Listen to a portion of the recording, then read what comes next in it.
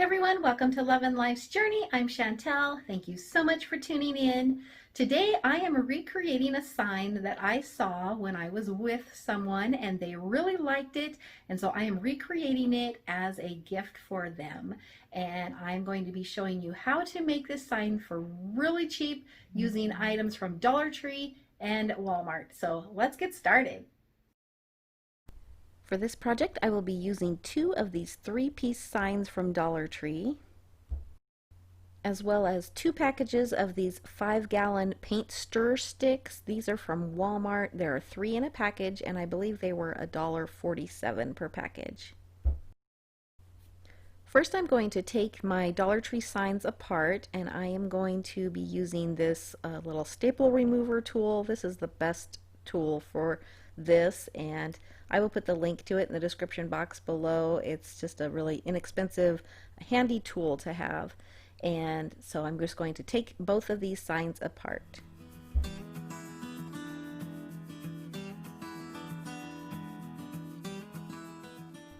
While I was taking these apart, one of the paper designs on the front of the wood piece just peeled right off, and so I thought, oh, that leaves a really nice surface, so I'm going to peel these off of all of the signs, and I'll use that surface. But it wasn't so easy on all of the wood pieces, and so I used my heat tool and my little Cricut scraper tool, and I was able to get the glue to release and then pull those up really easily. So that's a trick that I use whenever there is a label or something that is glued on that I want to remove. You can use a hair dryer. I really like this heat embossing tool for this. It gets a little hotter, and I think it works really well. I will also put the link to that in the description box below, but I used that. And I could have just turned the signs over, and I would have had to fill the little staple holes, but I thought it was going to be a little bit easier to remove the designs or the paper on this than it really was. So, you know, sometimes you just gotta roll with the punches.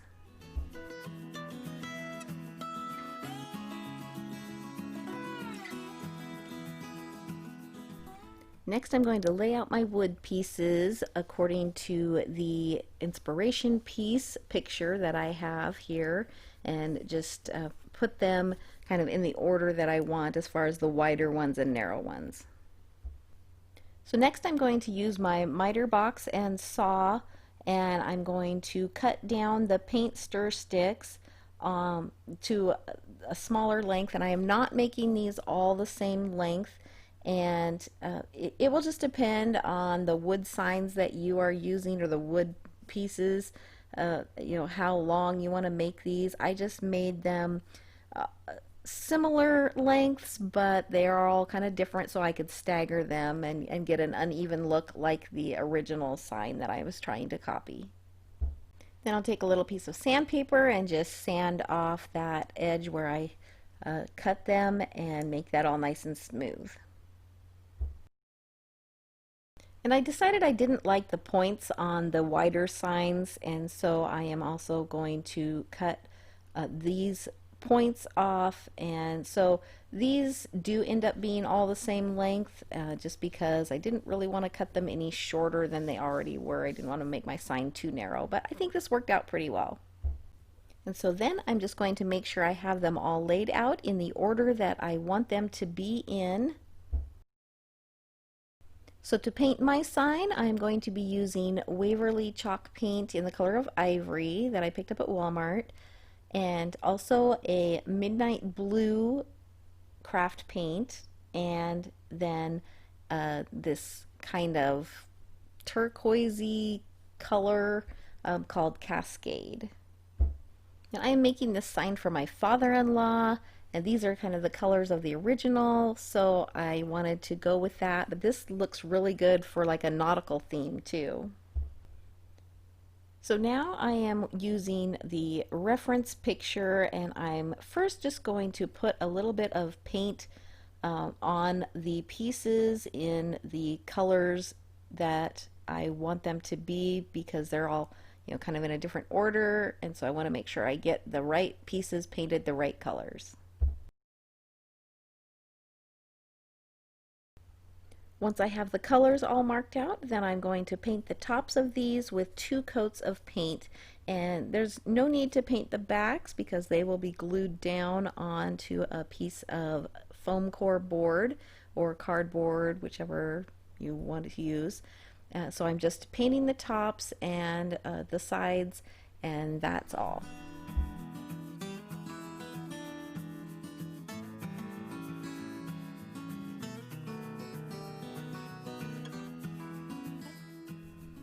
Once the paint is dry, I'm going to take some Waverly chalk paint in the color of Elephant. This is a dark gray, and I am going to dry brush lightly on all of the pieces. And to dry brush, you just take a very little bit of paint on your brush. I always dab off the excess, and then you're just going to brush lightly over the top so it just leaves a little bit of residue of the paint on the surface, and you can always add more. If you do get too much, it's no big deal. Just go back over that a little bit with the original color of paint, and this gives it a little bit more of a worn, aged look. So now it's time for the words, and let me just say, if you have a Cricut machine or a Silhouette or something, this will save you so much time. I unfortunately do not have a Cricut that works well. I have a really old Cricut, and it took a dive off of the kitchen counter one day, and it's never been the same. So I'm going old school here, and I printed out in different fonts my sayings just using Microsoft Word, and I printed these out, and then I'm cutting them in strips to use as patterns. This project, the way I'm showing you here, is time consuming. However, there are a lot of people who have a lot more time than money right now, and so it's a very inexpensive way to do this. You do not have to have a Cricut machine to be able to do this project, but it will save you a lot of time if you do. So if anyone from Cricut is watching this video, contact me and let's make a deal. So before I start painting my sayings on my signs, I am laying all of the words that I printed out on just to make sure that they're all going to fit, that they look right, and that I'm happy with them. And I wasn't sure what font I wanted to do the last phrase, the be happy, in, and so I printed off 3 different ones and then I just laid them on there to see which one I liked the best. I noticed that the laugh out loud seemed too small, and then the do your best was actually a little too big, so I wrote what I needed to change on them, and then I headed back to the computer, made those adjustments, and now I'm ready to start painting.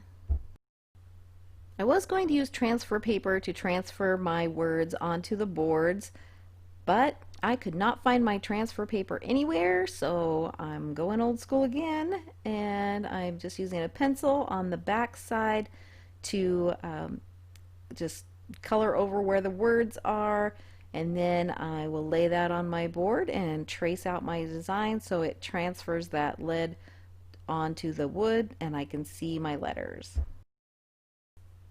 On the whiteboards, I'm going to be using the Midnight Blue colored paint, and I'm using a really fine paintbrush, and I am just tracing over the patterns with this paintbrush. Now, you do have to have a steady hand to do this, and so if you do not, that's totally fine. You could use stencils, you could use stickers, and like I said, if you have a Cricut machine, that would be amazing for this. If you are going to paint these on, a tip that I have learned is to add a little bit of water to your paint to make it flow a little bit nicer. Makes it a little bit more of an ink consistency instead of a thicker paint, and you're able to get cleaner, finer lines that way. And you can see that when I dip my paintbrush in the paint, then I kind of wipe a little bit of it off before I start painting on my board.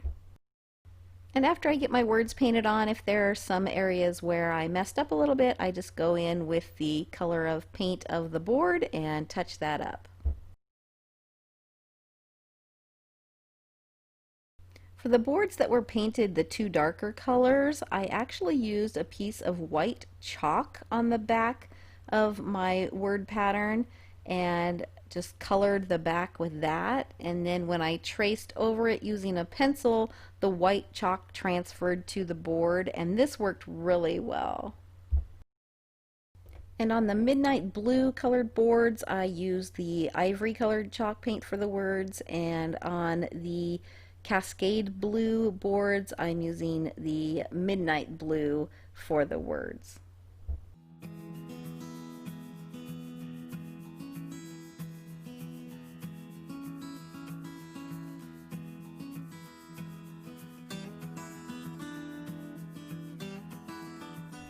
Once I have all my sayings finished, I'm going to lay them all out on my foam core board in the order that I want them and get them all lined up just the way I want them. And then I'm going to use my hot glue gun and just glue them down. Now I'm putting some cardboard underneath my foam core board. I'm going to take an X-Acto knife and carefully cut out around my boards so that you cannot see the foam core board at all.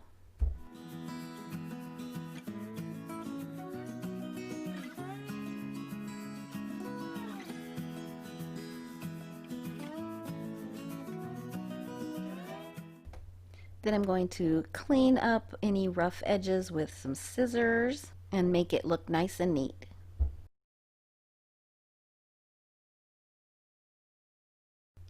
And I don't want the white center of the foam core board to show on the edges, so I am going to go back with my 3 paint colors and I am going to paint those edges to match the fronts of the boards. I did take a matte sealer and spray my whole project just to help protect it. And then I am using some nautical rope from Dollar Tree, and I'm going to cut a length of that to glue on the back as a hanger.